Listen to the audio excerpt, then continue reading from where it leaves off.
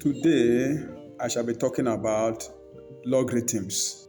If A, B, and C are real numbers, where A is equals to B raised to power C, and B is greater than 1.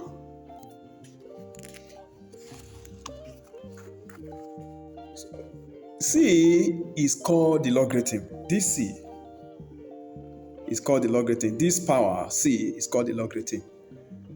C is called the logarithm of A to the base B. It is written as C is equals to log A base B, which is spoken as C is the logarithm of A to base B. For example, we have 25 is equals to 5 raised to power 2. The power 2 is the logarithm of 25 to base 5.